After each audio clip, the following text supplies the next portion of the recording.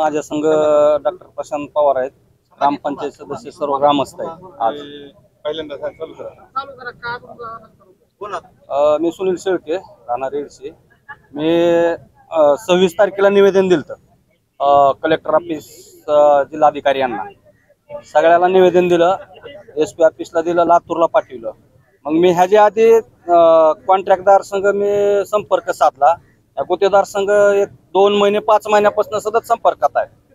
मी सारखं त्यांना वारंवार फोन केले, माझ्याकडे रेकॉर्डिंग आहेत सगळ्या त्यांच्या. ते म्हणले 10 दिवसात काम चालू करू, आम्हाला 15 दिवसाचा वेळ द्याला. ठीक आहे, 15 दिवसाचा दिला, 2 महिन्याचा दिला, 3 महिन्याचा दिला, 6 महिन्याचा दिला.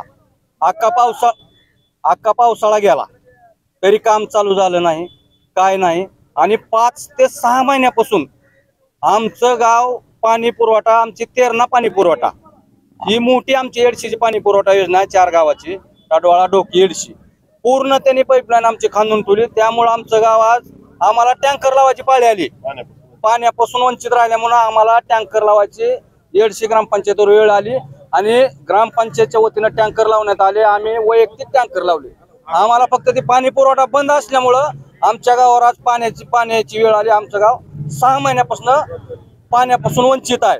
आणि ह्यांनी पाईपलाईन खांदल्यामुळं आणि ह्यांनी कुठल्याही आमच्या ग्रामपंचायतीला माहिती दिली नाही, आमच्याशी संपर्क साधला नाही. वारंवार डॉक्टर साहेब, मी, आमचे ग्रामपंचायत सदस्य सगळ्यांनी त्यांच्याशी संपर्क केला. त्यांनी आम्हाला कुठलाही प्रतिसाद दिला नाही.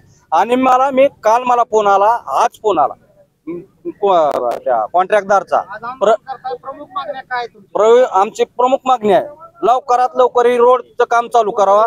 हे लातूर आणि टेंभुर्णी, आणि बार्शी हे लवकरात लवकर त्यांनी चालू करावा. पहिली माझी ती मागणी. दुसरी माझी मागणी, तात्काळ 1 महिन्याच्या आत त्यांनी जर पाणी पुरवठ्याचं नाही काम चालू केलं तर माझं या रोडवर आमरण उपोषण असेल.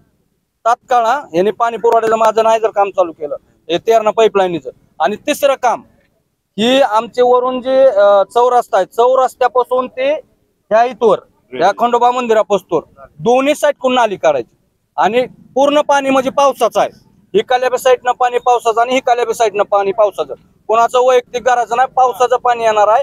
ते पाणी रस्त्यावर आहे. त्या पाण्यामुळं आमची जिल्हा प्राथमिक शाळा आहे, लेकराला जायला यायला ना गेलं, लेकरं पाण्यात आहेत आमचे. उद्या जर पाऊस झाला, एखादं लहान मुलाला एखादं इकडं अशी एक गटार त्यांनी चारी खाल्ली. कुणी खाल्ली चारी?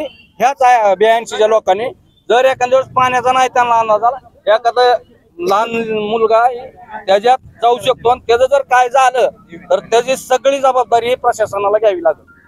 आता isakal.com आहे देशातील नंबर 1 ची मराठी न्यूज वेबसाईट. प्रत्येक अपडेटसाठी isakal.com ला नक्की भेट द्या.